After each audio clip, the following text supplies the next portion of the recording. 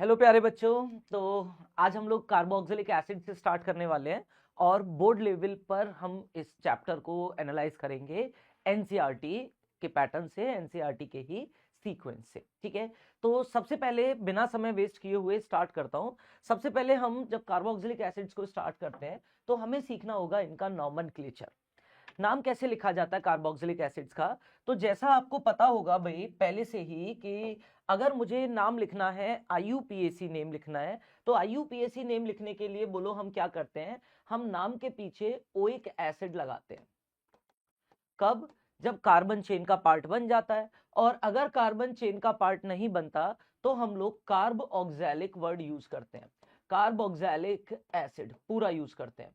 ठीक है ना। जैसे दोनों का एक एग्जांपल दूं आपको, तो अगर मैं इस तरीके से एक कार्बोक्सिलिक एसिड बना रहा हूं तो इसमें 1 2 3 4 कार्बन चेन का पार्ट बन गया। 4 कार्बन है, रूट वर्ड होगा ब्यूट, सारे कार्बन कार्बन के सिंगल बॉन्ड हैं तो एन, और लास्ट का ई ड्रॉप करके 1 ओइक एसिड, 1 ओइक एसिड। ठीक है, तो अगर कार्बन चेन का पार्ट है तो उस केस में आपको ओइक एसिड वर्ड यूज करना होता है। लेकिन अगर कार्बन चेन का पार्ट नहीं है उस केस में हम कार्बोक्सिलिक वर्ड यूज करते हैं। जैसे एक एग्जांपल दे देता हूं इसका भी, COOH।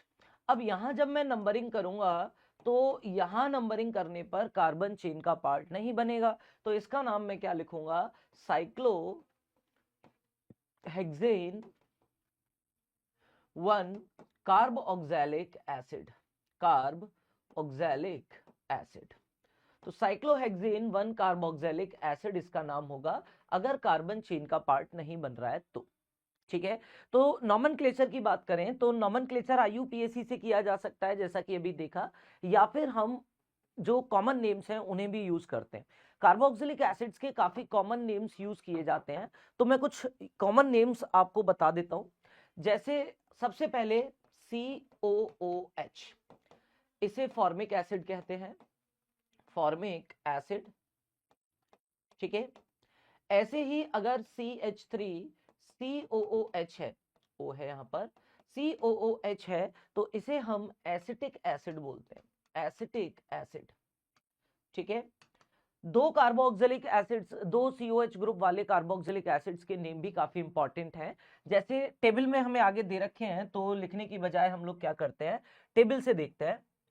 और इस तरह से आप देख पा रहे हो कि भाई हमारे पास कुछ कार्बोक्सिलिक एसिड्स हैं, ऑक्सैलिक एसिड है, सक्सिनिक एसिड है, मेलोनिक एसिड है, ग्लूटेरिक एसिड है, एडिपिक एसिड है, ऐसे ही पीमेलिक एसिड होता है। तो इनको नाम, इन नाम्स को याद करने, नेम्स को याद करने के लिए मैं एक जुगाड़ बताता हूं आपको। आप याद रखना ओम्स गैप, आपको याद रखना है ओम्स गैप। ठीक है, शुरुआत ऑक्सैलिक एसिड से होगी तो COOH, COOH, this is your oxalic acid. अब इन दोनों के बीच में एक CH2 इंसर्ट कर दो, इन दोनों के बीच में एक CH2 इंसर्ट कर दो आप, तो एक CH2 इंसर्ट करने पर COOH के बीच में एक CH2 अगर आ जाए, फिर से एक COH, तो ये बनेगा आपका मेलोनिक एसिड। तो ओम्स गैप यहां से शुरू होगा। अगर आपने तीसरे नंबर पे सक्सेनिक एसिड है, दो CH2 अगर आपने इंट्रोड्यूस कर दिए, टोटल मिलाकर दो CH2 आपने इंट्रोड्यूस कर दिए लाइक दिस। ठीक है, तो ये बनेगा सक्सेनिक एसिड। 4 कर दिए तो बनेगा ग्लूटारिक एसिड, देख लो यहां पर। तो अगर COOH है, COOH तो ऑक्सैलिक एसिड, एक CH2 आया तो मेलोनिक एसिड, दो CH2 आए तो सक्सेनिक एसिड, 3 CH2 आए तो ग्लूटारिक एसिड, 4 CH2 आए तो एडिपिक एसिड। और ऐसे ही एक होता है आपका, अगर मैं बीच में 5 CH2 इंट्रोड्यूस कर दूं तो वो होता है पीमेलिक एसिड। मैं इधर लिख देता हूं पीमेलिक, डिलीट करने का बड़ा सिस्टम, पीमेलिक एसिड। तो ये इसका फॉर्मूला क्या बनाओगे, COOH, और यहां बीच में CH2, टोटल कितने आ जाएंगे, 5 COOH। क्लियर। एक और एसिड जो आपको यहीं याद रखना है, इधर नहीं है टेबल में, मैं बना देता हूं, हम इसे आइसोमेरिज्म में पढ़ के आते हैं। COOH अगर सेम साइडेड है इस तरह से सिस पर है तो इसे आप क्या बोलते हो, इसे आप बोलते हो मैलिक एसिड। और अगर यही COOH आपने अपोजिट साइड कर दिए, मैं इधर बना देता हूं C double bond C COOH trans पे कर दिए COOH H और H, तो ये होता है फ्यूमेरिक एसिड। तो ये भी काफी इंपॉर्टेंट नेम्स हैं, आपको याद रखने हैं। तो कुल मिला के कार्बोक्सिलिक एसिड्स में आपको IUPAC नेम्स मिलेंगे और कॉमन नेम्स भी आपको याद रखने पड़ सकते हैं। कॉमन नेम्स की बात चल रही है तो एक और चीज आप जो है याद रखें कि अगर मैं बेंजीन से COOH अटैच करता हूं, ठीक है, तो ये बनता है बेंजोइक एसिड, बेंजोइक एसिड। और अगर आपने दो COOH एडजेसेंट पोजीशंस पे ऐड कर दिए बेंजीन में, तो ये जो चीज है इसे हम क्या कहते हैं, इसे हम कहते हैं थैलिक एसिड, थैलिक एसिड। तो कुल मिलाकर कहना क्या चाह रहा हूं, ये कॉमन नेम्स हैं, आपको रटने पड़ेंगे, ठीक है। तो कॉमन नेम्स आपको याद रखने पड़ते हैं, इनका कोई दूसरा इंतजाम नहीं है। नेमिंग के बाद अगर हम लोग आगे बढ़े इस चैप्टर में तो ठीक है, बेंजोइक एसिड हमें दे रखा है, थैलिक एसिड भी दे रखा है, फिनाइल एसिटिक एसिड एक और है, ठीक है, तो इसे भी आप इसी सिलसिले में ध्यान रख सकते हैं, टेबल दे रखी है नीचे। स्ट्रक्चर ऑफ कार्बोक्सिलिक ग्रुप की अगर हम लोग बात करें तो स्ट्रक्चर कैसा होता है सर, तो ये जो COOH ग्रुप है, ये COOH ग्रुप इसी में देख लेते हैं, C डबल बॉन्ड O और OH, ठीक है, तो इसका रेजोनेटिंग स्ट्रक्चर बन सकता है कैसे, इन इलेक्ट्रॉन्स को आप इधर शिफ्ट करो और ऊपर इलेक्ट्रॉन्स पाई बॉन्ड को ऊपर शिफ्ट करेंगे तो यहां देखो नेगेटिव चार्ज आ जाएगा और यहां डबल बॉन्ड, ठीक है, तो डबल बॉन्ड आएगा तो ये आपका जो है ऑक्सीजन पे, क्योंकि इलेक्ट्रॉन्स इधर चले गए, फॉर्मल चार्ज कितना आ जाएगा, +1 आ जाएगा। तो सबसे पहले अगर मैं इसके रेजोनेटिंग स्ट्रक्चर्स बनाने की बात करूं तो इसका एक रेजोनेटिंग स्ट्रक्चर तो आप ऐसे बना सकते हो, इन इलेक्ट्रॉन्स को ऊपर शिफ्ट कर दो तो ये बनेगा CO नेगेटिव और यहां आ जाएगा पॉजिटिव, यहां पर OH, ठीक है। फिर ये जो ऑक्सीजन के इलेक्ट्रॉन्स हैं इन्हें आगे शिफ्ट कर दीजिए, आगे शिफ्ट करोगे तो इसका अगला जो स्ट्रक्चर बनेगा O- डबल बॉन्ड OH और इस ऑक्सीजन पे प्लस आ जाएगा। क्लियर। तो कार्बन के पास एज सच इलेक्ट्रॉन्स की कोई ज्यादा कुछ खास इलेक्ट्रॉन डेफिशिएंसी फील नहीं होगी कार्बन को, कि दोनों साइड से जो है आपको इलेक्ट्रॉन मिल रहे हैं, कार्बन को इलेक्ट्रॉन मिल रहे हैं, तो बहुत ज्यादा इलेक्ट्रॉन डेफिशिएंट नहीं है कार्बन कार्बोक्सिलिक एसिड्स के अंदर। और इसी वजह से आप देखते हो कि कार्बोक्सिलिक एसिड्स में जो न्यूक्लियोफिलिक एडिशन होता है, हमने लास्ट क्लास डिस्कस कर रखा है एल्डिहाइड और कीटोन्स के अंदर कि भाई एल्डिहाइड और कीटोन्स न्यूक्लियोफिलिक एडिशन शो करते हैं, यहाँ माइनस है, यहाँ कार्बन पे प्लस है, न्यूक्लियोफाइल जुड़ जाता है, ऑक्सीजन का बॉन्ड ऊपर शिफ्ट हो जाता है, याद आता है, हमने पढ़ रखा है।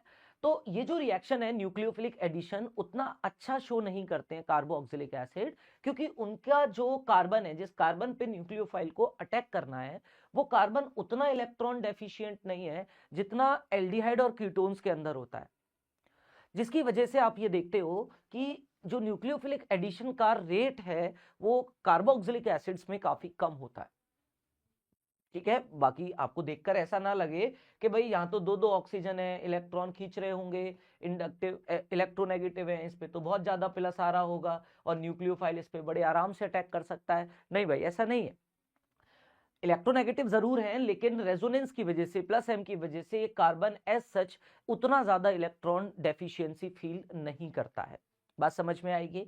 तो स्ट्रक्चर की अगर हमने बात करी तो इस तरह से आप 3 रेजोनेटिंग स्ट्रक्चर्स बना सकते हो। साथ में ये जो कार्बन है ये कार्बन sp2 हाइब्रिडाइज्ड होता है, जिसकी वजह से ये जो बॉन्ड एंगल है COOH का, इधर बना देता हूं, COOH में जो बॉन्ड एंगल है वो 120 डिग्रीज के होते हैं। तो ट्राइगोनल प्लेनर ज्योमेट्री होती है कार्बोक्सिलिक ग्रुप की, ट्राइगोनल प्लेनर ज्योमेट्री देखने को आपको मिलती है, ठीक है। मेथड्स ऑफ प्रिपरेशन से कहानी एक्चुअली शुरू होगी भाई, तो आगे बढ़े, ये एक्सरसाइज आप करेंगे, इसमें टेक्स्ट क्वेश्चंस हैं जिनमें आपको IUPAC नेम लिखना है, नहीं आता है तो यू आर वेलकम, आप पूछ सकते हो। और हम स्टार्ट करेंगे चीजों को यहां से भी, कुछ रिएक्शंस पुराने आएंगी, कुछ रिएक्शंस नई हमें देखने को मिलेंगी। तो सबसे पहला जो मेथड ऑफ प्रिपरेशन है वो है from primary alcohols and aldehydes. ठीक है, तो देखो अगर हम एल्कोहल को, प्राइमरी एल्कोहल को, ध्यान देना, 1 डिग्री एल्कोहल को रिएक्ट कराते हैं किसी भी स्ट्रॉन्ग ऑक्सीडाइजिंग एजेंट के साथ। स्ट्रॉन्ग ऑक्सीडाइजिंग एजेंट कौन कौन से? KMnO4 H+, K2 ये मीडियम है, एसिडिक मीडियम, K2Cr2O7 H+, या फिर मैंने रिएक्शन कराया जोन्स रिएजेंट के साथ जो कि CrO3 + H2SO4 होता है। ठीक है, तो इसे आप जोन्स रिएजेंट कहते हो। अभी हम देखेंगे तो यहाँ कहीं पे आपको नाम भी मिलेगा, जोन्स रिएजेंट। तो इनमें से किसी से भी अगर आप रिएक्शन कराओ तो आपको सेम कार्बन नंबर वाला carboxylic acid as a product form होता हुआ दिखाई देगा। कार्बन का नंबर सेम रहेगा, जितने कार्बन प्रोडक्ट रिएक्टेंट में है उतने ही कार्बन आपको प्रोडक्ट में भी मिलेंगे। जैसे आप देख लीजिए यहाँ पर अगर हम रिएक्शन कराते हैं प्राइमरी एल्कोहल्स का, रेडियली ऑक्सीडाइज, बहुत फास्ट इनका ऑक्सीडेशन होता है, और पोटेशियम परमैंगनेट से, K2Cr2O7 से, या फिर जोन्स रिएजेंट से कराने पर बोलो हमें क्या मिलेंगे? कार्बोऑक्जेलिक एसिड्स मिलेंगे। क्या मिलेंगे? कार्बोऑक्जेलिक एसिड्स। और ये रिएक्शन हम ऑलरेडी भी एल्कोहल्स में डिस्कस करके आए हैं भाई। पीपीटी के फॉर्म में हम इसलिए पढ़ रहे हैं, थोड़ा सा फास्ट हो जाएगा, ठीक है, और पूरा चैप्टर अगर कवर करना है तो इस तरह से पढ़ना थोड़ा सा इजी रहता है, कन्वीनियंट रहता है। तो ये पहला मेथड है एल्कोहल्स के ऑक्सीडेशन से। नेक्स्ट मेथड बात करते हैं, ठीक है। अच्छा, एल्डिहाइड का भी ऑक्सीडेशन किया जा सकता है, और एल्डिहाइड तो बेचारे बड़े ही माइल्ड ऑक्सीडाइजिंग एजेंट से भी ऑक्सीडाइज हो जाते हैं, जैसे Tollens reagent, Fehling's reagent, haloform test में भी कार्बोक्सिलिक एसिड्स मिले थे। तो एल्डिहाइड्स काफी इजीली ऑक्सीडाइज हो जाते हैं माइल्ड ऑक्सीडाइजिंग एजेंट से। ठीक है, थोड़ा बता देता हूं यहाँ पे। जैसे अगर मान लो हमारे पास कोई एल्डिहाइड है RCHO डबल बॉन्ड OH, और मैं इसकी रिएक्शन कराता हूं टॉलुइन्स रिएजेंट। टॉलुइन्स रिएजेंट याद है? टॉलुइन्स रिएजेंट, टॉलुइन्स रिएजेंट होता है अमोनिकल सिल्वर नाइट्रेट सॉल्यूशन। तो अमोनिकल सिल्वर नाइट्रेट सॉल्यूशन ऐसे भी लिखा हुआ मिल सकता है, plus NH4OH, this is your Tollens reagent. इससे रिएक्शन कराओगे, ये कन्वर्ट हो जाएगा कार्बोऑक्जेलिक एसिड में। किसमें? कार्बोक्सिलिक एसिड में। और एक चीज याद रखना, आगे भी काफी यूज करता रहूंगा, अगर मीडियम बेसिक ले रखा है, टॉलरेंस रिएजेंट जो है वो बेसिक मीडियम में हमने रिएक्शन कराना सीखा उसका, तो बेसिक मीडियम में ये एसिड जो है अपना HOH के साथ दान कर देता है, और एक्चुअल में आयंस के फॉर्म में एग्जिस्ट करता है, कार्बोक्सिलेट आयंस के फॉर्म में एग्जिस्ट करता है। ठीक है, तो एल्डिहाइड्स टॉलरेंस रिएजेंट हुआ, ब्रोमीन वाटर हुआ, ऐसे माइल्ड ऑक्सीडाइजिंग एजेंट्स के साथ रिएक्ट कर सकता है, और उनके रिएक्शन से, उनके ऑक्सीडेशन से आपको कार्बोऑक्सिलिक एसिड्स बनते हुए दिखाई देंगे। इसके बाद देखो हमारे पास नेक्स्ट मेथड है, और नेक्स्ट मेथड क्या है? एल्काइल बेंजीन्स का ऑक्सीडेशन। तो ऐसे एल्काइल बेंजीन्स जिनमें बेंजीन से जुड़े हुए एल्काइल ग्रुप पर एटलीस्ट एक हाइड्रोजन होती है, जैसे इसमें देखो बेंजीन से जो एल्काइल जुड़ा है उसमें 3 हाइड्रोजन है। ऐसे ही अगर मैं बना देता इस तरह से, देखो CH2CH3, तो इसमें जो एल्काइल ग्रुप बेंजीन से डायरेक्ट जुड़ा है उसमें 2 हाइड्रोजन है। या मैं ऐसे आइसोप्रोपाइल भी बना सकता हूं इस तरीके से, ऐसे, तो अभी भी एक हाइड्रोजन तो है भाई इसके पास। तो ऐसे एल्काइल ग्रुप्स जिनमें बेंजीन से जुड़े हुए कार्बन पर एटलीस्ट एक हाइड्रोजन होता है, भाई ऑक्सीडाइज किसे करोगे? हाइड्रोजन ही हटता है ऑक्सीडेशन में। तो ऐसे एल्काइल बेंजीन्स का ऑक्सीडेशन करने पर, ऑक्सीडेशन, और ऑक्सीडेशन किससे करेंगे बोलो? ऑक्सीडेशन, ऑक्सीडेशन किससे करेंगे? KMnO4, KMnO4 KOH हीटिंग, यानी बेसिक मीडियम में हम इस काम को करा रहे हैं, हीटिंग। तो ऐसे एल्काइल डेरिवेटिव्स बेंजीन के जिनमें डायरेक्टली एक हाइड्रोजन तो कम से कम जुड़ा है उस एल्काइल ग्रुप से जो कि बेंजीन से डायरेक्ट जुड़ा है, ऐसे एल्काइल बेंजीन्स को जब आप ऑक्सीडाइज करते हो तो मिलते हैं मिलते हैं नहीं, मिलता है कहना चाहिए मुझे, बेंजोइक एसिड सारे केसेस में। चाहे हमारे पास तो वापस से लिखना पड़ेगा, चाहे हमारे पास एक कार्बन वाला ग्रुप है, इससे भी बेंजोइक एसिड मिलेगा। अगर आपके पास दो कार्बन वाला ग्रुप होता, इथाइल बेंजीन होती, तो भी सेम चीज मिलती। अगर आपके पास आइसोप्रोपाइल बेंजीन होती, क्यूमीन कहते हैं इसको, तो भी आपको बेंजोइक एसिड ही मिलता। हर बार सेम ही प्रोडक्ट इसमें आपको फॉर्म होता हुआ दिखाई देगा। ये तो हुई पहली बात। दूसरी बात, अगर हाइड्रोजन ना हो सर फिर क्या होगा? मान लो अगर मैं तुमसे कहूं कि क्या इसका भी हम सिमिलर ग्राउंड्स पर ऑक्सीडेशन करा सकते हैं, मैकेनिज्म नहीं देख रहे हैं भाई इसका, देखो ठीक है ना, हम रिएक्शन डायरेक्ट देख रहे हैं। ज्यादातर ऑक्सीडेशन रिएक्शंस के हम लोग क्या नहीं देखेंगे, ऑक्सीडेशन और रिडक्शन रिएक्शंस के हम मैकेनिज्म्स नहीं देखा करेंगे। जैसे मान लो ये है आपके पास लगा हुआ है एक टर्ट ब्यूटाइल ग्रुप, तो ये जो कार्बन डायरेक्टली जुड़ा हुआ है बेंजीन से, उसके पास कोई हाइड्रोजन नहीं है, ठीक है। तो अगर आपने इसको KMnO4 KOH के साथ हीट कर दिया तो बेंजोइक एसिड तो मिलने वाला नहीं है भाई।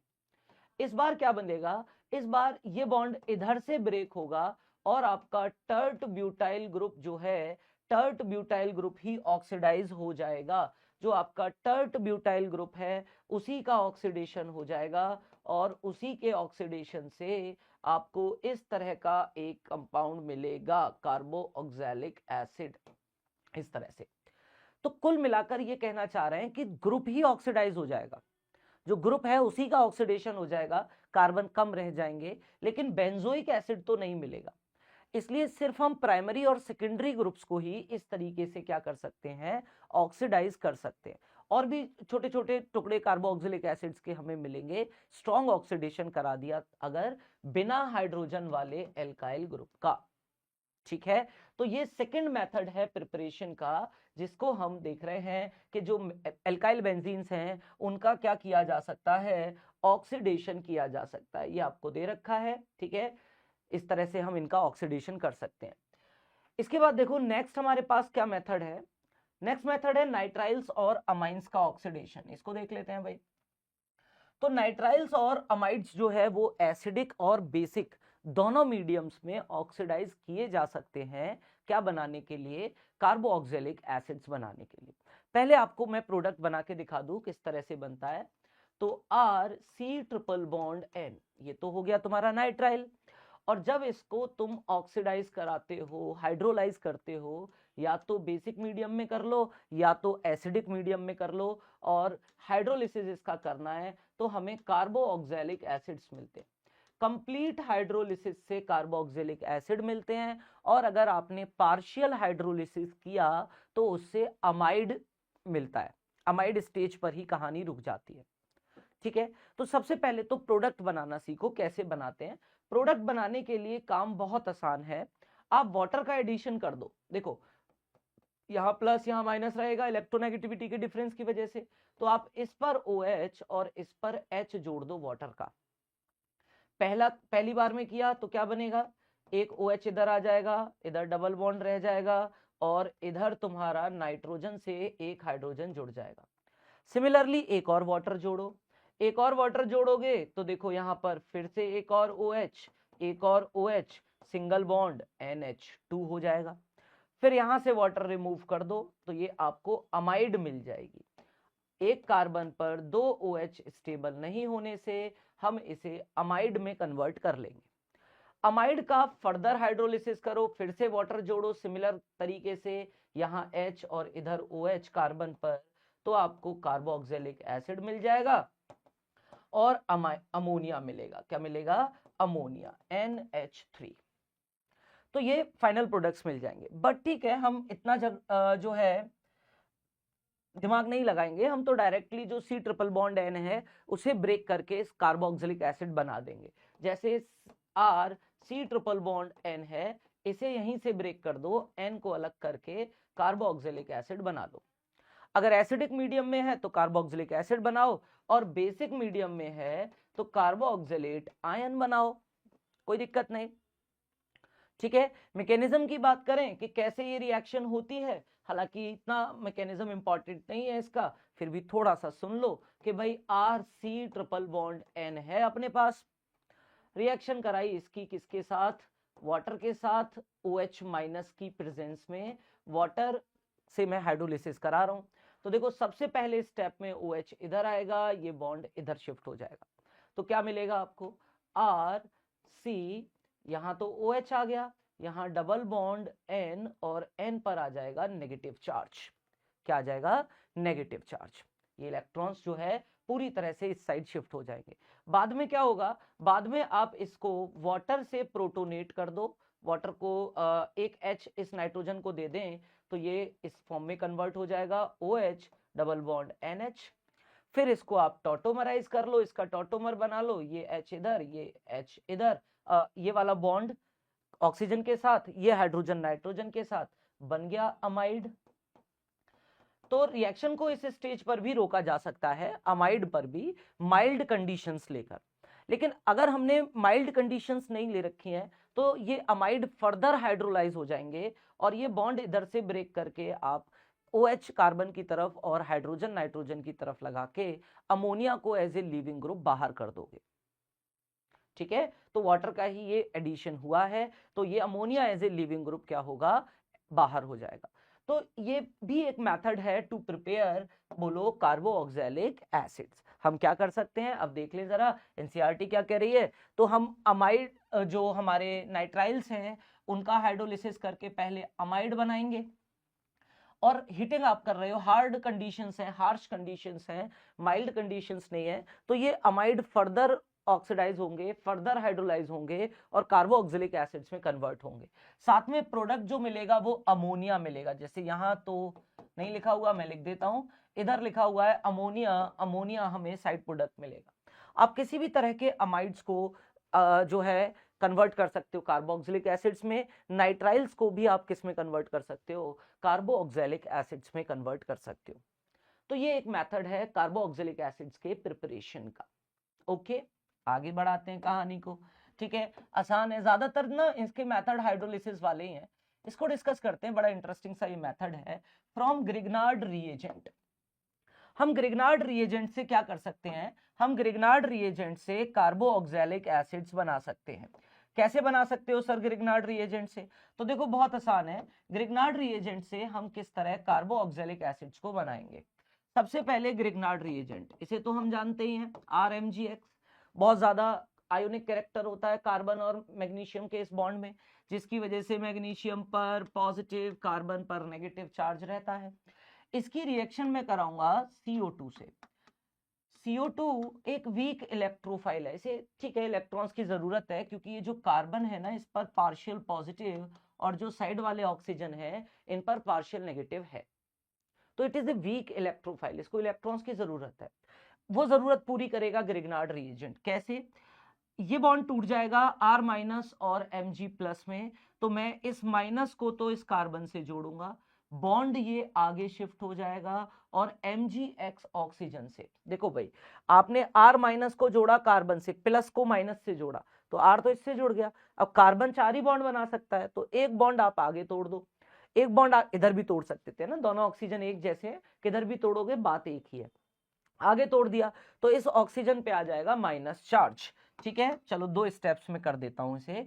तो ये कार्बन ऑक्सीजन पर आ गया माइनस चार्ज और एक डबल बॉन्ड ऑक्सीजन पहले से जुड़ा हुआ था, कार्बन से आके आगे कौन जुड़ गया, R।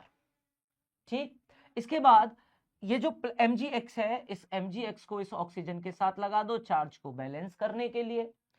फिर हम इसमें जब वाटर मिलाएंगे H+ के प्रेजेंस में, वाटर मिलाओगे तो इसका हाइड्रोलिसिस होगा और ये कन्वर्ट हो जाएगा कार्बोऑक्सैलिक एसिड में। ऊपर तो आपका आ जाएगा OH और नीचे डबल बॉन्ड O। तो ये भी एक अच्छा मेथड है, ये भी एक अच्छा मेथड है क्या बनाने का, कार्बोऑक्सैलिक एसिड्स बनाने का। ग्रिग्नार्ड रिएजेंट से हम CO2 की रिएक्शन करा सकते हैं, क्या करने के लिए, कार्बोऑक्सैलिक एसिड्स बनाने के लिए। ठीक है, कोई समस्या नहीं, आगे बढ़ाते कहानी को।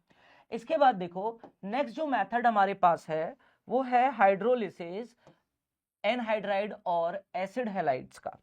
इसके बाद काफी इंपॉर्टेंट मेथड है, उसे हम थोड़ा सा देखेंगे। तो जो एसिड हैलाइड्स हैं और जो आपके एनहाइड्राइड्स हैं, उन्हें भी हम हाइड्रोलाइज करके किस में कन्वर्ट कर सकते हैं, कार्बोऑक्जेलिक एसिड्स में। न्यूक्लियोफिलिक एडिशन ही है बेसिकली ये reaction. RC double bond OCl reaction करा रहा हूं वाटर के साथ, बेसिक मीडियम में भी करा सकता हूं और एसिडिक मीडियम में भी करा सकता हूं। तो बेसिक मीडियम में मान लो मैंने ये रिएक्शन कराई OH- से, तो ये कार्बन पर अटैक करेगा, बॉन्ड ऊपर शिफ्ट हो जाएगा, न्यूक्लियोफिलिक एडिशन होगा। तो ये बनेगा RO- और ये OH जुड़ जाएगा, एक Cl पहले से जुड़ा हुआ है। अब ये तो प्रॉब्लम हो गई भाई, कार्बन के यहाँ पे मैंने जो है 4 बॉन्ड कंप्लीट किए, लेकिन ऑक्सीजन के ऊपर क्या आ गया, चार्ज आ गया। अब ये ऑक्सीजन अपना चार्ज बैलेंस करने के लिए वापस कार्बन को इलेक्ट्रॉन देगा, इन दोनों में से किसी एक को बाहर जाना पड़ेगा as a leaving group. OH- leaving group की तरह नहीं जा सकता, क्योंकि उसकी कंसंट्रेशन अच्छी खासी है मीडियम में, या वाटर एक्वस मीडियम में हमने वाटर ही तो ले रखा है, तो water as a leaving group तो बाहर नहीं जा सकता भाई, क्योंकि रिएक्टेंट में उसका अमाउंट ज्यादा है। किसको जाना पड़ेगा, क्लोरीन को, तो Cl- बाहर हो जाएगा और RC double bond OH carboxylic acid मिलेगा। सिमिलरली OH- की जगह सिंपली वाटर होता, तो वाटर भी अपने ऑक्सीजन के जो लोन पेयर हैं उन्हें लेके सेम तरह से अटैक करता, और वाटर फिर लिविंग ग्रुप की तरह बाहर नहीं जाता, क्योंकि वो तो सॉल्वेंट है, उसका तो अमाउंट बहुत ज्यादा है, तो रिएक्शन बैकवर्ड तो नहीं जा सकता भाई, वाटर नहीं जाएगा, जुड़ गया तो जुड़ गया, किसी दूसरी चीज को बाहर जाना पड़ेगा, और वो क्लोरीन है। बेसिक मीडियम में जब हम इस रिएक्शन को कराएंगे तो फाइनली इस H को भी आप हटा देंगे, और बेसिक मीडियम में कार्बोऑक्जेलेट आयंस के फॉर्म में ये एग्जिस्ट करेगा।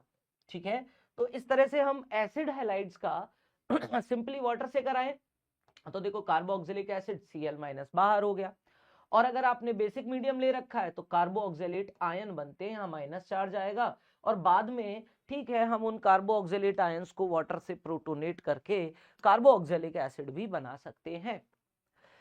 सिमिलरली हम एनहाइड्राइड्स का भी क्या कर सकते हैं, हाइड्रोलिसिस कर सकते हैं। तो मैं इधर करके दिखाता हूं एनहाइड्राइड्स का हाइड्रोलिसिस कैसे किया जाएगा। तो ये एक एनहाइड्राइड है हमारे पास, ठीक है, और वाटर इस पर मैं ऐड करूंगा H2O, ठीक है, H2O आप इस पर ऐड करोगे तो ये हाइड्रोजन इस ऑक्सीजन के साथ चला जाएगा, ये OH इस कार्बन के साथ, तो आपको CH3 double bond OH 2 molecules मिलेंगे कार्बोऑक्जेलिक एसिड्स के।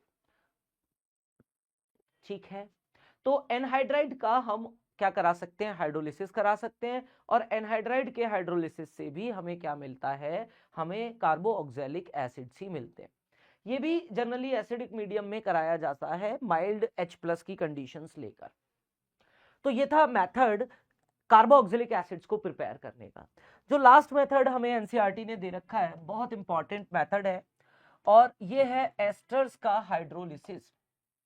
ये भी एसिडिक और बेसिक दोनों मीडियम्स में कराया जाता है, लेकिन पहले हम बेसिक मीडियम को ही डिस्कस करेंगे थोड़ा सा, काफी मैकेनिज्म इंटरेस्टिंग रहता है इसमें। तो सबसे पहले तो रिएक्शन से मिलो, रिएक्शन क्या है, रिएक्शन है RC double bond OR, this is ester, R- बना दिया डिफरेंट दिखाने के लिए, और इसका मैं बेसिक मीडियम में रिएक्शन करा रहा हूं वाटर के साथ, हाइड्रोलिसिस। तो ये बॉन्ड आप ब्रेक कर देंगे यहां से, ठीक है, अभी फिलहाल तो इधर से ही कर रहा हूं क्योंकि ये वाला ऑक्सीजन रेजोनेंस स्टेबलाइज है, तो पहला तो मेरी प्रायोरिटी यही रहेगी कि मैं O और R- का बॉन्ड तोड़ू, carbon C double bond O carbon और ऑक्सीजन का बॉन्ड ना तोड़ू, पहली प्रायोरिटी तो यही रहेगी, लेकिन देखेंगे अभी थोड़ी बात करते हैं। तो ये बॉन्ड यहां से ब्रेक होगा, और देखो एक तो आपको RC डबल बॉन्ड O इस ऑक्सीजन से तो हाइड्रोजन जुड़ जाएगी, OH बना लेगी, और इस R- से OH जुड़ जाएगा वाटर का, तो वाटर को मैंने जोड़ा है बेसिकली इस तरह से OH, तो यहां से तोड़ लिया है, H को ऑक्सीजन के साथ कार्बोक्सिलिक एसिड, और OH को R- के साथ एल्कोहल बनाया है। तो इस तरह से जो है एस्टर्स को हाइड्रोलाइज किया जा सकता है और कार्बोक्सिलिक एसिड्स में कन्वर्ट किया जा सकता है। मैकेनिज्म की बात करें तो मैकेनिज्म क्या होता है, इसी में मैकेनिज्म हम लोग डिस्कस कर लेते हैं। तो मैकेनिज्म भी एक न्यूक्लियोफिलिक एडिशन ही है भाई। बात करते हैं R C double bond O O R dash. Basic medium में ये रिएक्शन शुरू होगी। पहले स्टेप में ऑक्सीजन OH माइनस बेस का OH माइनस इस कार्बन पे अटैक करेगा और ये बॉन्ड ऊपर शिफ्ट हो जाएगा इस तरह से। बॉन्ड ऊपर शिफ्ट हो गया तो देखो क्या मिलेगा, RCO माइनस और यहां OH आ जाएगा, ये बनेगा तुम्हारा OR डैश।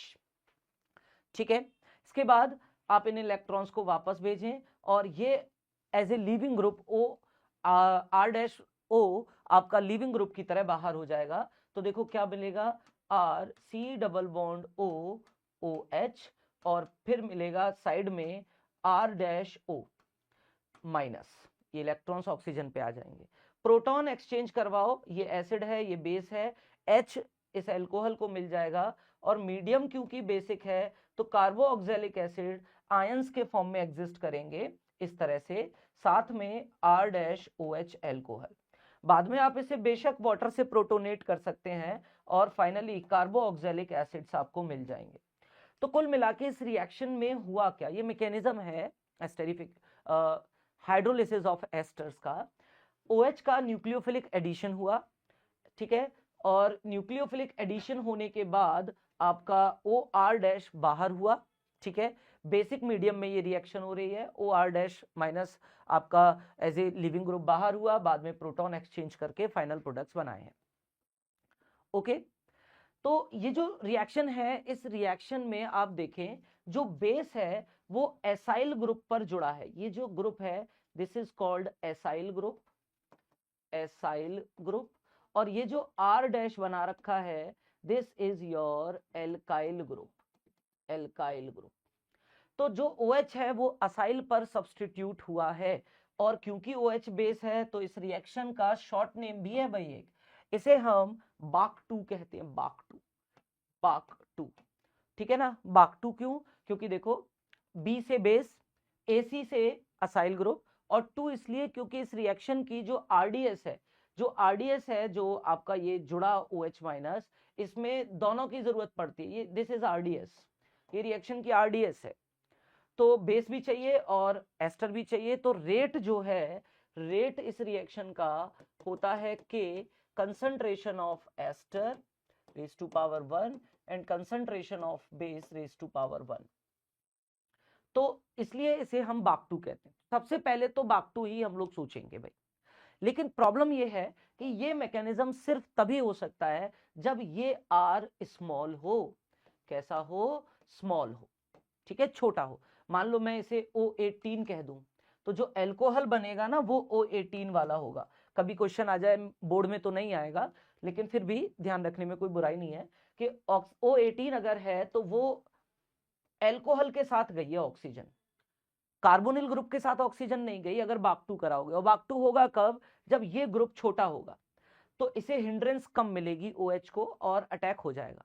लेकिन अगर ये ग्रुप बल्की हुआ तो मामला बदल जाएगा। आप इसका स्क्रीनशॉट लो फिर मैं बताता हूं मामला बदलेगा कैसे। स्क्रीनशॉट ले लिया होगा सभी ने, चलिए। अब अगर क्या होता कि ये जो ग्रुप मैंने लगा रखा है ये बल्की ग्रुप होता, लेट से ये ग्रुप मैंने लगा दिया है C double bond O O18 ही कर देता हूं इसे R डैश, ठीक है, क्योंकि अब बदलेगा ना मामला इसलिए। अब फिर से OH माइनस बेसिक मीडियम में हमारा अटैक करा रहा, लेकिन अब ये OH इस कार्बन पे अटैक नहीं कर पाएगा भैया। ठीक है, अब मामला गड़बड़ है, क्यों, क्योंकि ये बल्की ग्रुप है और ये कार्बन काफी हिंडर्ड है, थियरिकली क्राउडेड है, तो ये OH इस पर अटैक तो नहीं कर सकता, ये बात तो तय है।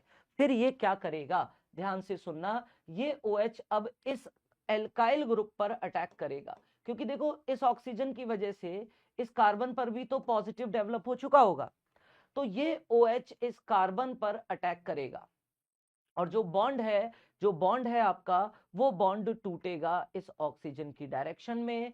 ये तो आपका कार्बोक्सिलिक एसिड बन जाएगा आयन लेकर और एल्कोहल फॉर्म हो जाएगी ROH। लेकिन इंटरेस्टिंग बात ये थी कि इस बार जो ऑक्सीजन है माइनस, ठीक है, इस बार जो ऑक्सीजन है वो कार्बोनिल ग्रुप के साथ गया है। तो रिएक्शन को शॉर्ट में क्या कहते हैं, B for base. Alkyl group पर एडिशन अटैक हुआ है, सब्स्टिट्यूशन हुआ है, तो एल्काइल को एल से रिप्रेजेंट करेंगे। इसमें भी रिएक्शन की आरडीएस में दोनों चीजों की जरूरत पड़ती है, तो ये भी सेकंड ऑर्डर का रिएक्शन है, इसे हम बाल-2 कहते हैं। क्या कहते हैं, बाल-2। तो पहली प्रायोरिटी है बाक-2, फिर है बाल-2। बाक-2 क्या है, अगर छोटा ग्रुप यहां होता तो OH इस कार्बन पे अटैक करता, न्यूक्लियोफिलिक एडिशन करने के लिए न्यूक्लियोफिलिक अटैक होता है इस पे। एडिशन एलिमिनेशन कहते हैं इसको शॉर्ट में, पहले एडिशन होता है फिर एलिमिनेशन। SNAE रिएक्शंस हैं ये, SNAE। तो न्यूक्लियोफिलिक एडिशन एलिमिनेशन, पहले स्टेप में तो एडिशन हो रहा है OH का, और फिर एलिमिनेशन हो रहा है, लिविंग ग्रुप की तरह बाहर जा रही है कोई चीज। SNAE इन्हें कहा जाता है। लेकिन ठीक है, कोई बात नहीं, आप तो समझो कि भाई ग्रुप्स अगर डिफरेंट हैं तो प्रोडक्ट्स बदलेंगे। जो O18 है, आइसोटोपिक ऑक्सीजन जो है, वो इस CO के साथ भी जा सकती है और एल्कोहल के साथ भी जा सकती है, एल्काइल ग्रुप के साथ भी जा सकती है। कब क्या होगा ये डिपेंड करेगा आपने ग्रुप कैसे ले रखे हैं, आपने ग्रुप्स दोनों कैसे ले रखे। अगर इधर बल्कि ग्रुप ले रखा है तो ऑक्सीजन इधर जाएगा C डबल बॉन्ड O के साथ, और अगर इधर बल्कि ग्रुप आपने नहीं ले रखा, छोटा ग्रुप है, तो फिर ऑक्सीजन कहां जाएगी, फिर ऑक्सीजन आपकी एल्कोहल के फॉर्म में जाएगी। प्रॉब्लम कब आएगी, प्रॉब्लम आएगी कि मैं दोनों तरफ बल्कि ले लूं, तब क्या होगा सर, तब होगा बाल-1 फर्स्ट ऑर्डर, यानी पहले कार्बोकैटायन बनेगा बॉन्ड तोड़ने से, बाद में उस पे OH का अटैक होगा। करके दिखाऊं तो आप इसका स्क्रीनशॉट लो। तो हम लोग देख रहे हैं हाइड्रोलिसिस एस्टर्स का, और एस्टर्स के हाइड्रोलिसिस से बोलो क्या बनते हैं, कार्बो ऑक्सैलिक एसिड्स बनते हैं। प्रॉब्लम क्या है, प्रॉब्लम ये है कि सर जी दोनों तरफ बल्कि ग्रुप लेके दिखाओ तब जानेंगे। इस तरह से यहां पर C डबल बॉन्ड O, और यहां भी मैंने ऑक्सीजन से ये टर्चरी ग्रुप लगा रखा है। अब प्रॉब्लम ये है कि जो OH है भैया जी, वो ना तो इधर अटैक कर सकता है इस कार्बन पर, ये भी बल्कि है, और ना ही इस कार्बन पे अटैक कर सकता क्योंकि ये भी बल्कि है। दोनों तरफ जो है बल्कि है आपके ग्रुप्स, तो OH जो है अटैक यहां पर नहीं कर पाएगा। तो प्रॉब्लम ये हो गई कि भाई दोनों साइड अटैक नहीं हो सकता, अब क्या होगा, तो अब इस केस में OH पहले स्टेप में रिक्वायर्ड ही नहीं होगा, OH का कहीं नामो निशान ही नहीं आएगा पहले स्टेप में। ठीक है, तो ये O18 ही से कर देता हूं। तो फर्स्ट स्टेप में जो है ये बॉन्ड ऑक्सीजन की तरफ ब्रेक होगा, क्योंकि अभी भी ये ऑक्सीजन का बॉन्ड जो है ये रेजोनेंस स्टेबलाइज है। ठीक है, और अगर ये रेजोनेंस स्टेबलाइज है तो ये इस साइड तो ब्रेक नहीं हो सकता। ठीक है, तो यहां से ये बॉन्ड ब्रेक होगा और आपको कार्बोकैटायन जनरेट होता हुआ दिखाई देगा भाई, इस तरह से ऑक्सीजन पे आ जाएगा माइनस, जो कि इधर रेजोनेंस स्टेबलाइज है, इधर बन जाएगा कार्बोकैटायन लाइक दिस। अब इस कार्बोकैटायन पे OH माइनस का अटैक होगा और आपको फाइनल एल्कोहल मिल जाएगी इस तरह से। तो अभी भी देखो सब्स्टिट्यूशन तो एल्काइल ग्रुप पे ही हुआ, इस वाले पार्ट पे ही हुआ। तो अगर सब्स्टिट्यूशन इसी पार्ट पर हुआ है तो फिर मैं कह सकता हूं कि भाई अभी भी बेस कैटेलाइज्ड है, बाल तो है ही एल एल्काइल ग्रुप के लिए। लेकिन बताइए इस बार क्या जो आरडीएस है वो उसमें OH माइनस का यूज हो रहा है। आरडीएस कौन सी है, this is RDS, formation of carbocation is RDS, तो उसमें तो OH माइनस यूज ही नहीं हो रहा। तो ये मैकेनिज्म है बाल-1। तो पहले सोचेंगे बाक-2, फिर सोचेंगे बाल-2, और फिर सोचेंगे बाल-1। जब दोनों साइड ग्रुप्स कैसे होंगे, दोनों साइड ग्रुप्स कैसे होंगे बोलो, बल्कि होंगे, टर्शरी होंगे, तब होगी बाल-1, कार्बोकैटायन बनेगा और फिर OH माइनस का अटैक होगा। ये आपका कार्बोक्सिलिक एसिड आयन बन चुका है, ये वाला हमारा पहले स्टेप में। तो एस्टर्स के हाइड्रोलिसिस से इस तरह से हम क्या कर सकते हैं, प्रोडक्ट्स बना सकते हैं। इसमें एक और होता है, बाक-1 भी होता है। अगर इस साइड कार्बोकैटायन बने ही ना, अगर ऐसी कोई मैं रिएक्शन दे दूं, थोड़ा सा समझना, बोर्ड में तो नहीं आएगा लेकिन अब बात छिड़ गई है तो हम बात कर रहे हैं। फिर से O18 है मेरे पास और इस साइड मैंने ये ग्रुप लगा रखा है। ठीक है, अब मैं इस बॉन्ड को यहां से नहीं तोड़ सकता, क्यों, क्योंकि अगर मैं यहां से बॉन्ड तोड़ता हूं तो इस कार्बन पर, ब्रिज हेड कार्बन पर पॉजिटिव देना पड़ेगा, जो कि पॉसिबल नहीं है भाई।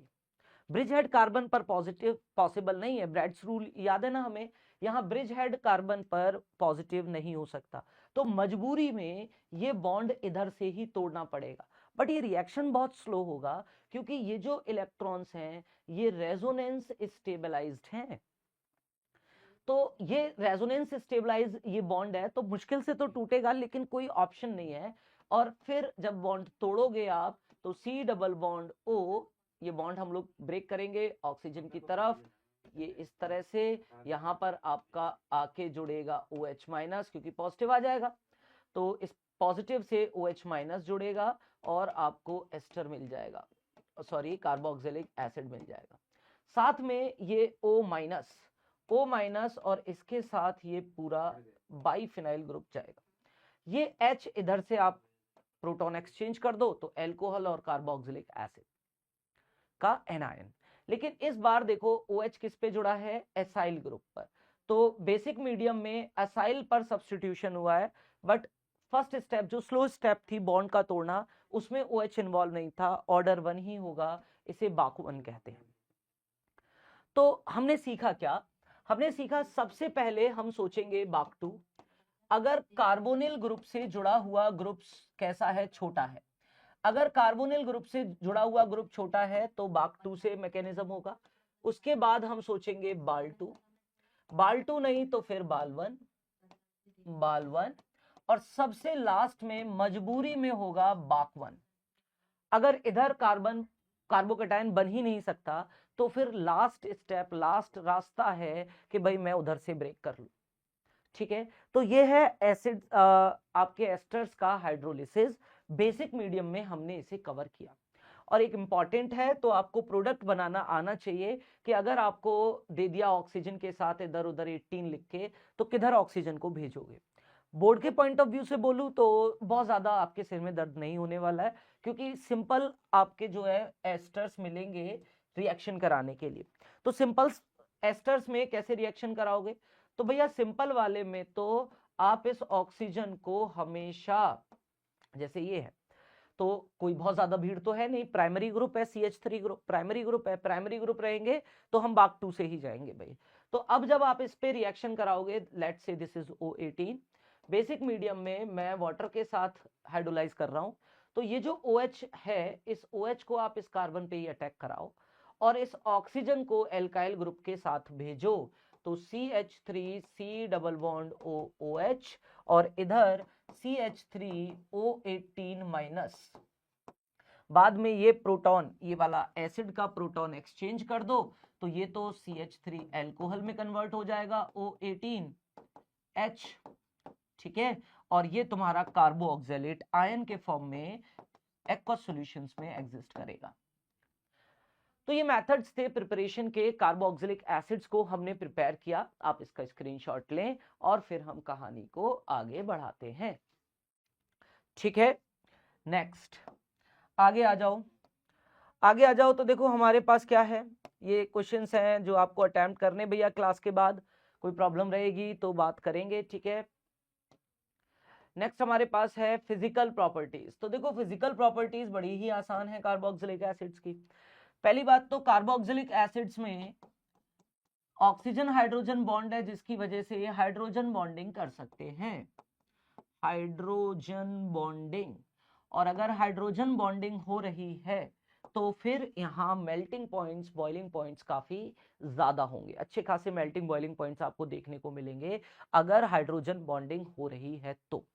और अच्छी खासी हाइड्रोजन बॉन्डिंग होती है भाई। देखो दो, अगर मैं एसिटिक एसिड की बात करूं तो डाइमर के फॉर्म में ये एग्जिस्ट करता है एसिटिक एसिड, ठीक है, दोनों तरफ से हाइड्रोजन बॉन्डिंग होती है, तो ये दो मॉलिक्यूल तो कभी अलग होते ही नहीं है भाई, ठीक है ना।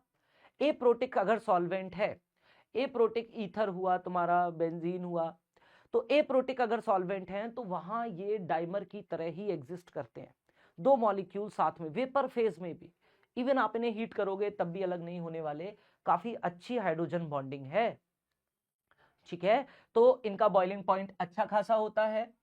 इसके अलावा वाटर में सॉल्युबल होते हैं, 4 कार्बन एटम तक के कार्बोक्सिलिक एसिड पानी में डिसॉल्व हो जाते हैं आराम से। उसके बाद 4 के बाद अगर आप 5-6 कार्बन बढ़ाते जाओगे कार्बोक्सिलिक एसिड में तो ठीक है, मैं मानता हूं थोड़ी प्रॉब्लम आएगी डिसॉल्व करने में, बट 4 कार्बन तक तो बहुत अच्छी सॉल्युबिलिटी देखने को मिलेगी। एक बार रीडिंग करके देखना क्या ये बात कहीं इसने लिखी है कि नहीं भाई। खैर, तो एक सेकेंड, लिखी हुई है, देखो मिल गई हमें ही। तो 4 कार्बन एटम्स तक, 4 कार्बन एटम्स तक तो बढ़िया सॉल्युबिलिटी होती है हाइड्रोजन बॉन्ड बनने की वजह से, लेकिन सॉल्युबिलिटी डिक्रीज होती है with increasing number of carbon. और हायर कार्बोक्सिलिक एसिड 10 12 14 अगर कार्बन पहुंचा दिए तो वो प्रैक्टिकली इनसॉल्युबल होते हैं वाटर के अंदर। ठीक है, तो बॉइलिंग पॉइंट्स वगैरह बढ़ते हैं जब आप क्या करते हो, कार्बन का नंबर बढ़ाते हो, मॉलिक्यूलर मास बढ़ाते हो। नेक्स्ट जो हम लोग डिस्कस कर रहे हैं वो है इनके केमिकल रिएक्शंस को।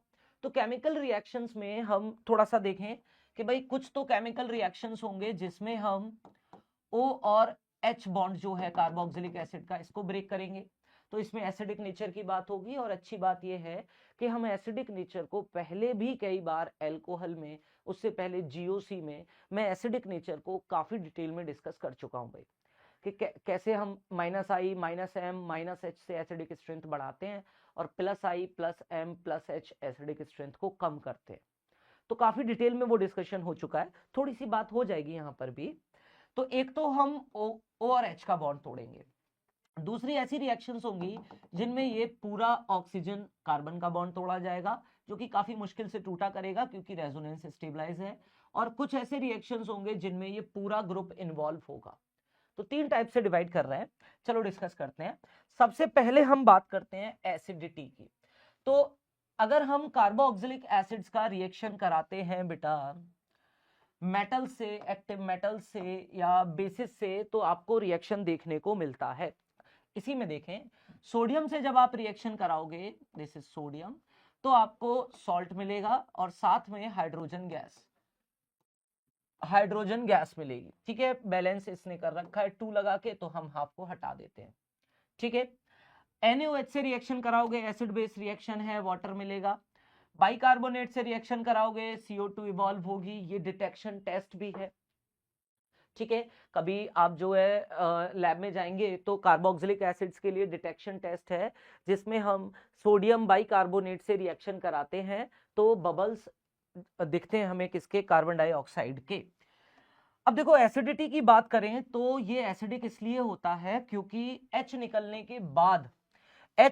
के बाद जो आयन बनता है कार्बोक्सिलेट आयन, वो रेजोनेंस स्टेबलाइज्ड होता है। अगर मैं कार्बोक्सिलिक एसिड की बात करूं तो जब आप H को हटा दोगे तो जो कार्बोक्सिलेट आयन बनता है इट इज रेजोनेंस स्टेबलाइज, और 2 इक्वली कंट्रीब्यूटिंग इसके रेजोनेटिंग स्ट्रक्चर्स बनते हैं, तो बड़ी अच्छी बात है भाई ये। ठीक है, इक्वली कंट्रीब्यूटिंग अगर स्ट्रक्चर्स बन रहे हैं तो अच्छा खासा एसिडिक होता है कार्बोक्सिलिक एसिड।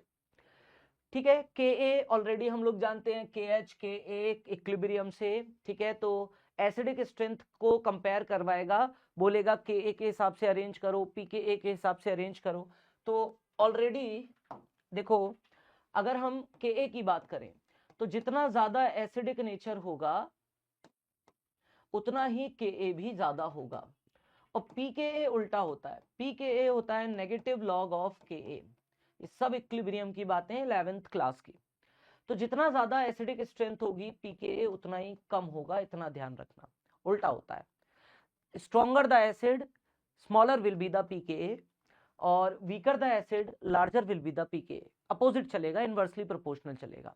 इसके अलावा हम ये भी जानते हैं भाई अपने प्रीवियस चैप्टर्स के नॉलेज से कि अगर इलेक्ट्रॉन विड्रॉइंग ग्रुप लगाया जाए, जैसे -M -H -I, ठीक है, कौन कौन से इलेक्ट्रॉन विड्रॉइंग ग्रुप्स होते हैं, CF3 ये आपका इलेक्ट्रॉन विड्रॉइंग है, NH2OH ये सब इलेक्ट्रॉन विड्रॉइंग ग्रुप्स हैं। तो अगर आप इलेक्ट्रॉन विड्रॉइंग ग्रुप लगाते हो तो वो एसिडिक स्ट्रेंथ को बढ़ा देगा, एसिडिक स्ट्रेंथ को बढ़ा देगा। और अगर आपने इलेक्ट्रॉन डोनेटिंग ग्रुप्स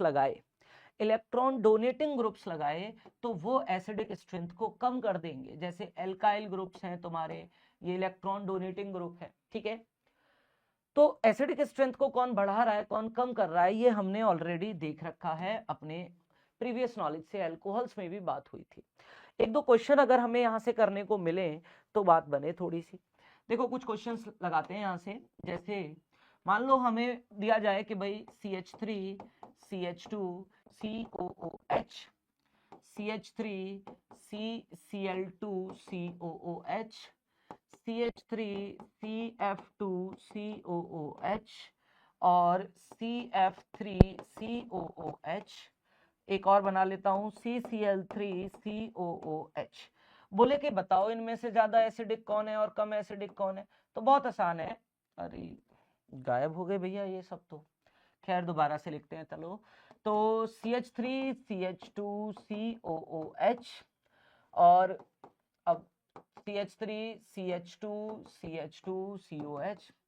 अब अलग हो सकते हैं भैया क्योंकि मैं भूल गया क्या लिखा था, CH3 CCl2 COOH। कंपैरिजन करना है तो वो तो हम कर ही लेंगे, CF3 COOH और एक बना लेता हूं CCl3 COOH। ठीक है, इन्हें हम एसिडिक स्ट्रेंथ के ऑर्डर में लगाएं। तो आप देखो जो COH है उससे जुड़े हुए ग्रुप्स के बारे में सोचो। ये जो CCl2 है ये -I शो करेगा, ये CF3 भी -I शो करेगा, CCl3 भी -I शो करेगा, CH3 CH2 +I शो करेगा और ये वाला ग्रुप भी भैया +I ही शो करने वाला है। तो प्लस वाले तो एसिडिक स्ट्रेंथ को कम कर देंगे और माइनस वाले बढ़ा देंगे। तो सबसे स्ट्रॉन्ग माइनस किसका है, CF3 का। सबसे ज्यादा एसिडिक ये होगा, पहला नंबर इसको दे दिया। दूसरे नंबर पे CCl3 वाला, इसको दे दिया। तीसरे नंबर पे ये होगा और ये दोनों कम करना चाहते हैं तो ज्यादा कम कौन कर देगा, जिसका स्ट्रॉन्गर +I होगा। तो सबसे कम एसिडिक ये होगा, दैट मीन्स फोर्थ नंबर पर ये आएगा और फिफ्थ पर ये जाएगा। इस तरह के क्वेश्चंस हमने बहुत अटेम्प्ट किए हैं जीओसी में और अच्छे लेवल के। तो मैंने बहुत इजी बनाया यहाँ पर क्योंकि मैं डिस्कशन नहीं करना चाह रहा हूँ एसिडिक स्ट्रेंथ का। जीओसी में हमने बहुत अच्छे लेवल के इस तरह के क्वेश्चंस डिस्कस किए हैं। ऑर्थो इफेक्ट बेंजोइक एसिड के लिए एसिडिक स्ट्रेंथ को बढ़ा देता है, तो काफी कुछ बातें हुई हैं वहां। हाल फिलहाल में आप बोर्ड लेवल पर इतने से ही हमारा काम चल जाएगा कि अगर +I है तो एसिडिक स्ट्रेंथ कम होगी और अगर -I है तो in that case acidic strength क्या होगी, बढ़ जाएगी। This is the first chemical property of carboxylic acid, that is acidic strength. और भी चीजों से अगर आप कार्बोक्सिलिक एसिड्स को रिएक्ट कराओ तो सिमिलर तरीके से रिएक्ट करते हैं। कुछ और रिएक्शंस करके दिखाता हूं।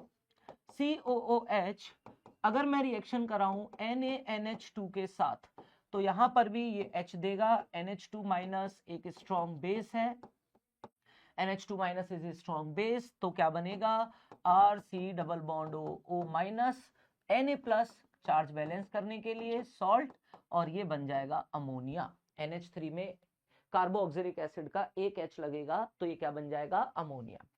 ऐसे ही देखो अगर मैं ग्रिग्नार्ड के साथ इसकी रिएक्शन कराऊं तो ग्रिग्नार्ड के साथ भी सिमिलर ग्राउंड्स पे रिएक्शन करा सकता हूं। MgX इधर प्लस लगा दो भैया, इधर माइनस लगा दो, यहाँ प्लस यहाँ माइनस, इसका प्लस माइनस से, इसका माइनस प्लस से, और देखो क्या बनेगा RC double bond O minus minus से कौन जुड़ जाएगा, MgX चार्ज को बैलेंस करने के लिए।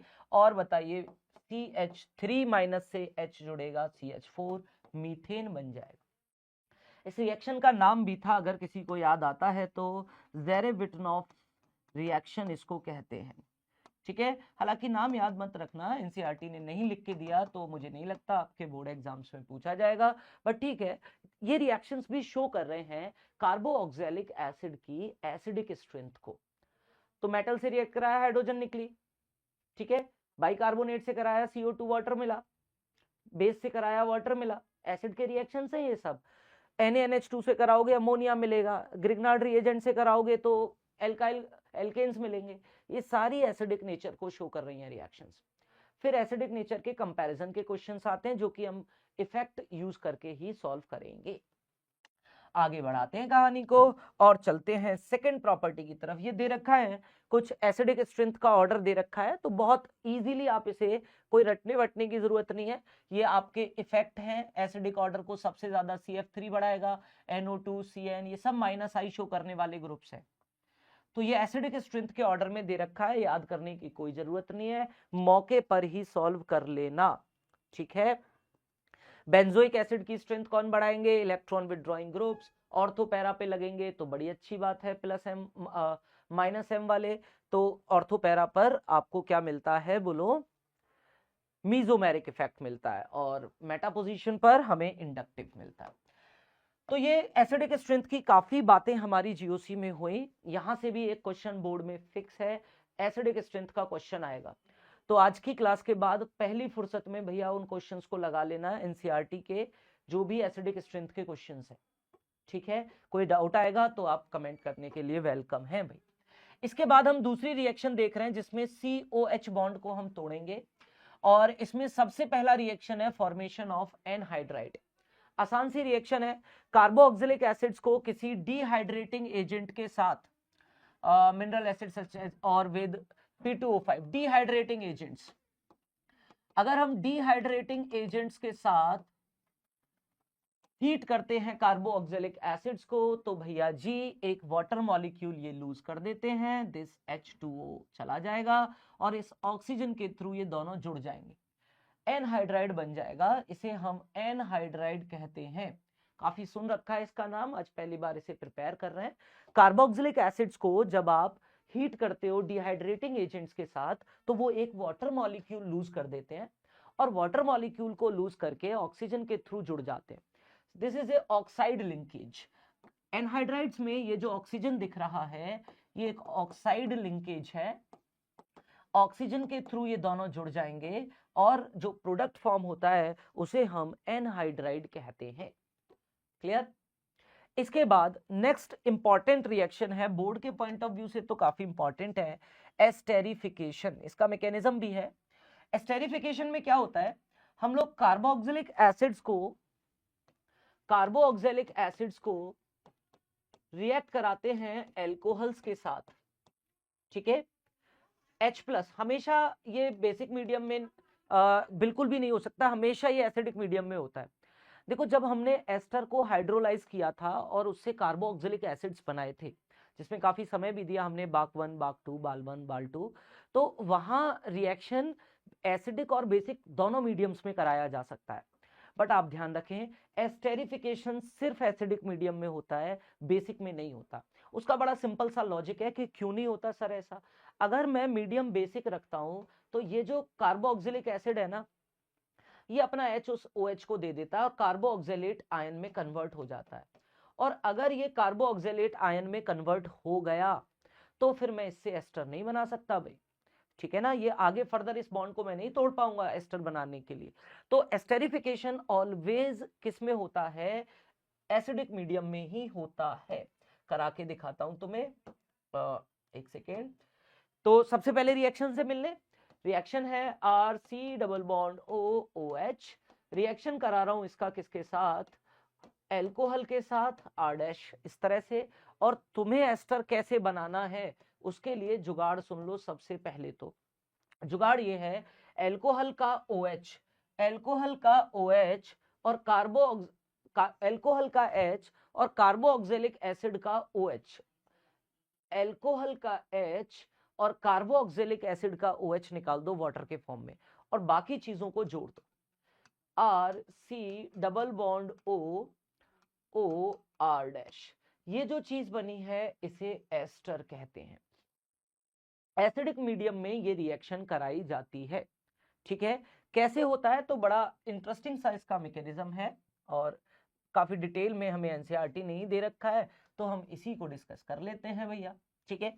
तो रिएक्शन कैसे होती है, reaction starts with acidic medium में जो H+ है वो अटैक करेंगे ऑक्सीजन पर, प्रोटोनेट। तो ये ऑक्सीजन जो है प्रोटोनेट हो जाएगा, ये H को गेन करके ये ऑक्सीजन प्रोटोनेट हो गया।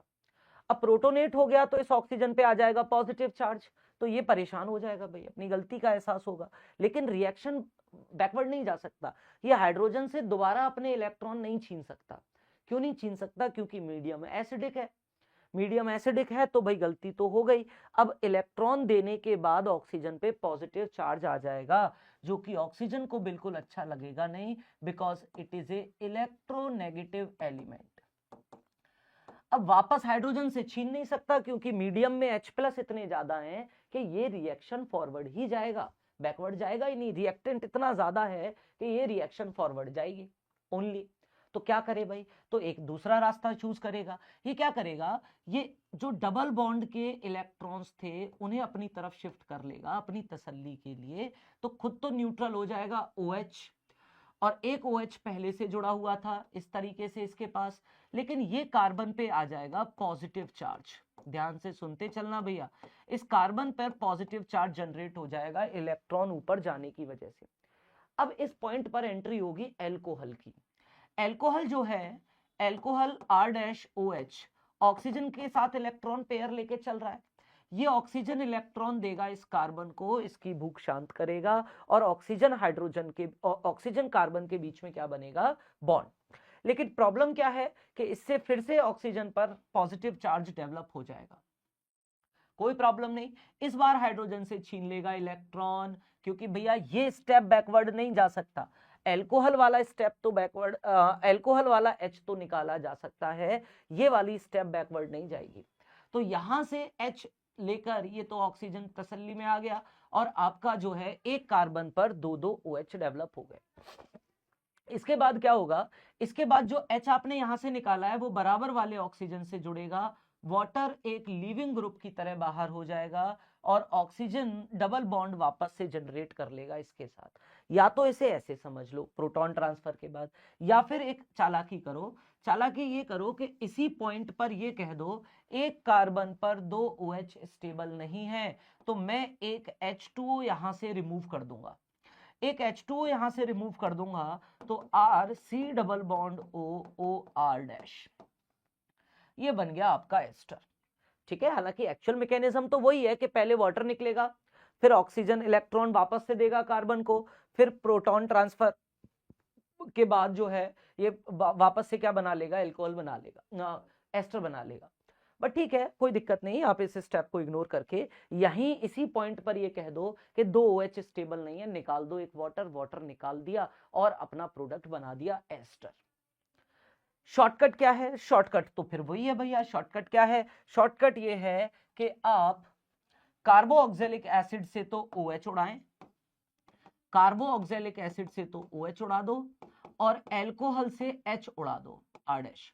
एल्कोहल से H और कार्बोऑक्जेलिक एसिड से OH उड़ा के बाकी चीजों को जोड़ दो, ज्यादा लोड लेने की जरूरत है नहीं है। तो R डैश इस तरह से आपका एस्टर जनरेट हो जाएगा। वो तो मैकेनिज्म पूछ ले सिर्फ तभी लिखना पड़ेगा आपको, वरना अगर प्रोडक्ट बनाना है तो प्रोडक्ट तो ऐसे ही बना के आओगे। ठीक है, आगे बढ़ते हैं, कुछ छोटे छोटे और रिएक्शंस हैं उन्हें डिस्कस कर लें। अच्छी बात यह है कि इन रिएक्शन से भी हम पहले मिल चुके हैं, सिमिलर टाइप के रिएक्शंस हैं। देखो RC डबल बॉन्ड OOH। अच्छा, इस पे मैं रिएक्शंस पे पहुंचूं पहले, उससे पहले आप एक बात याद करो, याद करो वो दिन जब हम लोगों ने कार्बोऑक्जेलिक एसिड से पहले एल्कोहल्स में प्रॉपर्टीज को डिस्कस किया था। एल्कोहल का रिएक्शन PCl5 से कराया, OH हटाया, Cl लगाया। SOCl2 से कराया, OH हटाया, Cl लगाया। PCl3 से कराया, OH हटाया, Cl लगाया। सिमिलर रिएक्शन मैं यहां कराने वाला हूं भाई, बिल्कुल सेम। और ये हम दो जगह पढ़ के आए हैं, एक तो हमने ये देखा था हेलो एलिन्स और हेलो एल्केन्स के प्रिपरेशन में, और एक हमने ये डिस्कस किया था एल्कोहल्स के अंदर। सिमिलर रिएक्शन है, कुछ भी नया नहीं है मेरे पास कहने के लिए, तो मैं जल्दी से ये काम करा देता हूं। इसका रिएक्शन कराओ PCl3 से, OH हटाओ, Cl लगाओ, ये प्रोडक्ट बनेगा। ठीक है, मैकेनिज्म को नहीं डिस्कस कर रहे हैं भैया। इसके बाद इसकी रिएक्शन कराओ PCl5 से। अच्छा, साइड प्रोडक्ट्स अलग अलग बनते हैं, PCl3 के केस में H3PO3 बनता है, याद है, यहाँ दे ही रखे हैं। तो H3PO3 बनता है PCl3 के केस में। देखो PCl5 के केस में POCl3 और HCl बनता है। तो काम तो वही हो रहा है, OH हट रहा है, Cl लग रहा है। SOCl2 से भी काम वही होगा, OH हटेगा, Cl लगेगा। OH हटाना है, Cl लगाना है।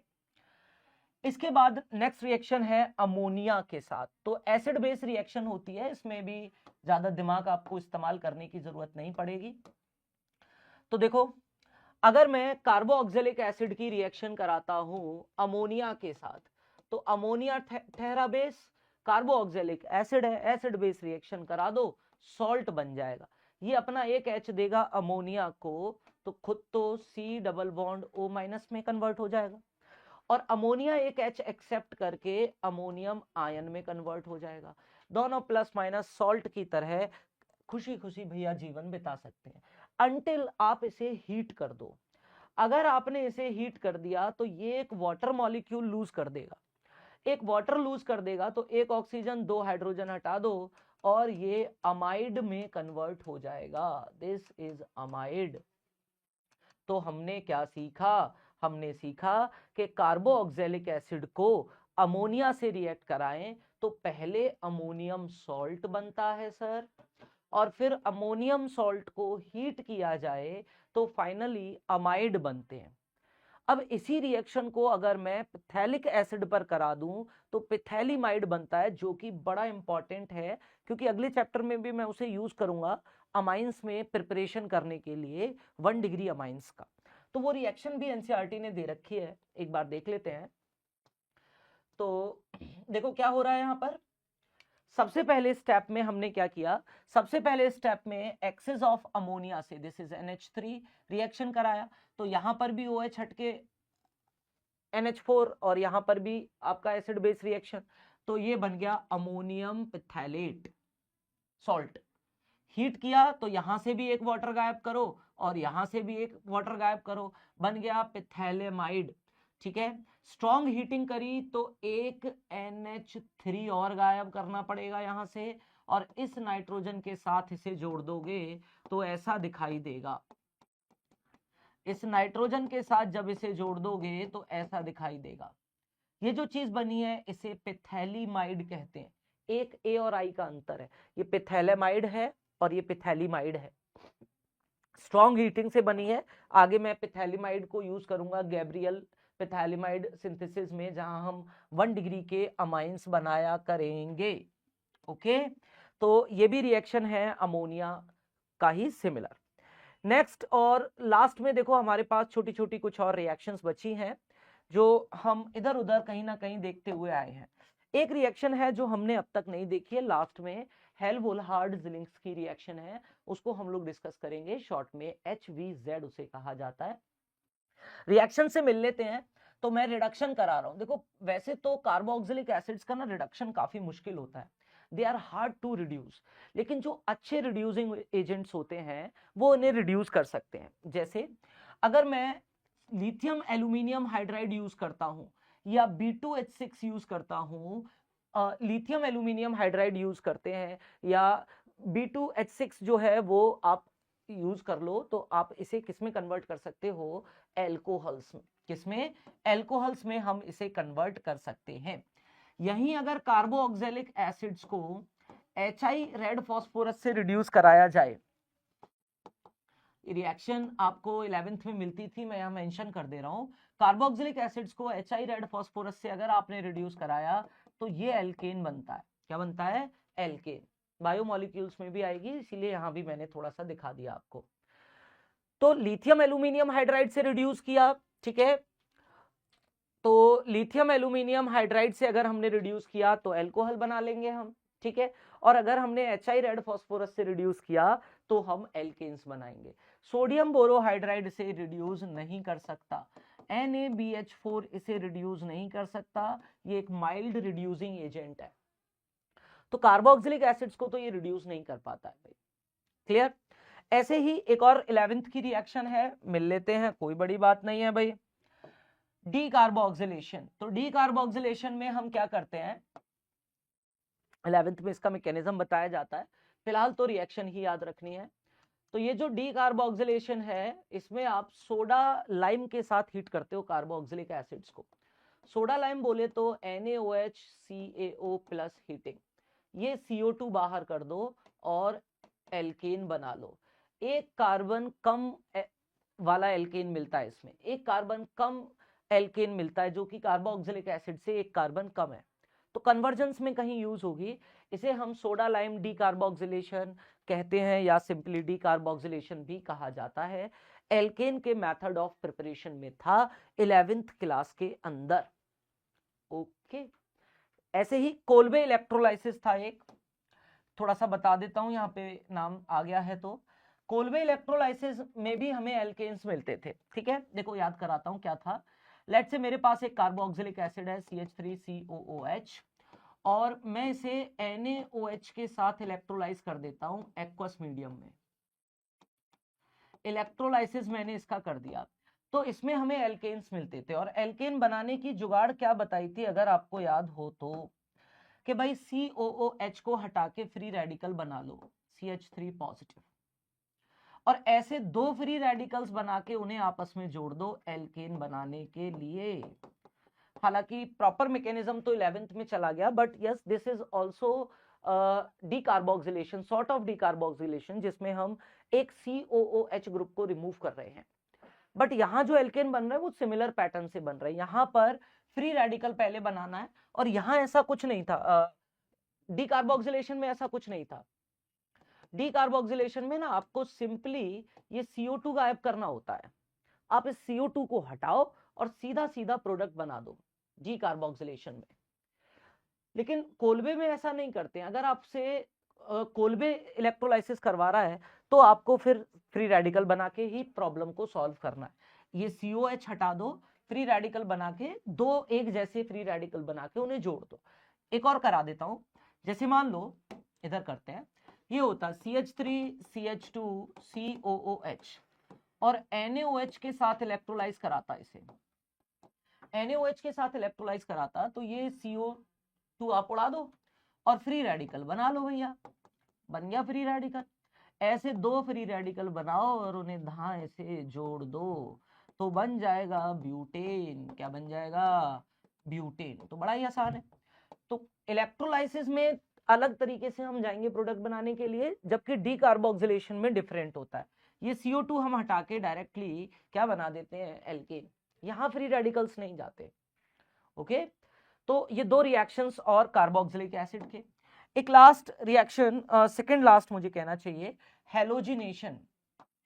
तो देखो रिएक्शन है हेल-वोल्हार्ड-ज़िलिंस्की रिएक्शन, शॉर्ट में इसे HVZ कहा जाता है। रिएक्शन है अल्फा हाइड्रोजन को सब्स्टिट्यूट करना हैलोजन से। तो देखो जब आप कार्बोक्सिलिक एसिड्स को हैलोजन्स के साथ रिएक्ट करते हो, हैलोजन क्लोरीन या ब्रोमीन ही लेना है, फ्लोरीन या आयोडीन नहीं भाई। तो हैलोजन्स के साथ जब हम रिएक्ट करते हैं रेड फास्फोरस के प्रेजेंस में, तो भैया फॉलोड बाय हाइड्रोलिसिस हमें जो है अल्फा कार्बन पर COOH की अल्फा कार्बन पर हैलोजन का सब्स्टिट्यूशन दिखाई देता है। This reaction is called Hell Volhard Zelinsky reaction. इस रिएक्शन को हम हेल-वोल्हार्ड-ज़िलिंस्की रिएक्शन कहते हैं भाई। ठीक है, सब्स्टिट्यूशन है एक तरह से, सब्स्टिट्यूशन एक अल्फा हाइड्रोजन का हैलोजन के साथ। फास्फोरस का यूज ये है कि फास्फोरस जो हाइड्रोजन निकल रहा है उसको PH3 में कन्वर्ट करता है ताकि वापस रिएक्शन ना जाए। खैर आपको मैकेनिज्म याद नहीं करना, ये रिएक्शन डायरेक्टली याद रखनी है। This is HVZ, Hell Volhard Zelinsky reaction. ठीक है, लास्ट हम इसका इलेक्ट्रोफिलिक बेंजोइक एसिड का इलेक्ट्रोफिलिक सब्स्टिट्यूशन करा सकते हैं, जो कि एक अच्छा आइडिया तो नहीं है क्योंकि COOH जो ग्रुप है वो +M शो करता है, -M शो करता है, जिसकी वजह से वो इलेक्ट्रॉन विड्रॉइंग ग्रुप है। ये इलेक्ट्रॉन से इधर, ये ठीक है। तो इलेक्ट्रोफाइल जो सब्स्टिट्यूट आप करा रहे हो अच्छा आइडिया नहीं है। एल्डिहाइड और कीटोन्स की ही तरह यहां भी सब्स्टिट्यूशन इजीली नहीं होते और डीएक्टिवेटिंग होने के साथ साथ ये जो ग्रुप है, ये ग्रुप डीएक्टिवेटिंग होने के साथ साथ मेटा डायरेक्टिंग होता है। तो जो ग्रुप रिएक्शन आप करा रहे हो वो रिएक्शन बोलो मेटा पोजीशन पर होते हैं। कैसे? तो देखो आप नाइट्रेशन करा सकते हो, नाइट्रेशन कराओगे तो नाइट्रेशन कराने में मेटा पर NO2 जुड़ेगा। नाइट्रेशन याद है ना, पिछले कई चैप्टर्स में हो चुका है। Concentrated HNO3, concentrated H2SO4, Meta position पर, मेटा डायरेक्टिंग है ये। ठीक है, मेटा डायरेक्टिंग क्यों है? क्योंकि जब ये इलेक्ट्रॉन ऊपर शिफ्ट होंगे तो ऑर्थो पैरा पे तो पॉजिटिव घूमेगा भाई। तो जो इलेक्ट्रोफाइल आ रहा है उस इलेक्ट्रोफाइल को एक ही जगह मिलेगी, वो है Meta position. So this is Meta directing. कैसा है? मेटा डायरेक्टिंग है। इधर आ जाओ, हेलोजिनेशन करा सकते हो Br2FB किसी भी लुईस एसिड की प्रेजेंस में, तो मेटा पर ब्रोमिनेशन हो जाएगा। तो आज हम लोगों ने कार्बोक्सिलिक एसिड्स को डिस्कस किया भाई, उनके मेथड्स ऑफ प्रिपरेशन को डिस्कस किया और उनकी केमिकल प्रॉपर्टीज को डिस्कस किया। एस्टेरिफिकेशन काफी इंपॉर्टेंट है। इसके अलावा यूजेस की बात करें तो rubber, textile, dyeing, leather industry, electroplating, इन सब जगह इसका मीथेनोइक एसिड का यूज होता है। Ethanoic acid as a solvent use करते हैं हम विनेगर फूड फैक्ट्री में। तो ये सब इनके यूजेस हैं, है ना, पढ़ने और फिर भूल जाने, कोई नहीं पूछता। तो ये जो क्वेश्चंस हैं भैया, इन क्वेश्चंस को आप लगाएंगे, काफी क्वेश्चंस हैं इस चैप्टर में। कोई प्रॉब्लम रहेगी तो you are free to ask, आप कमेंट करें और पूछें भैया। क्वेश्चंस लगाने के बाद नेक्स्ट वीडियो में हम अमाइंस को कवर करेंगे। Thank you very much, bye.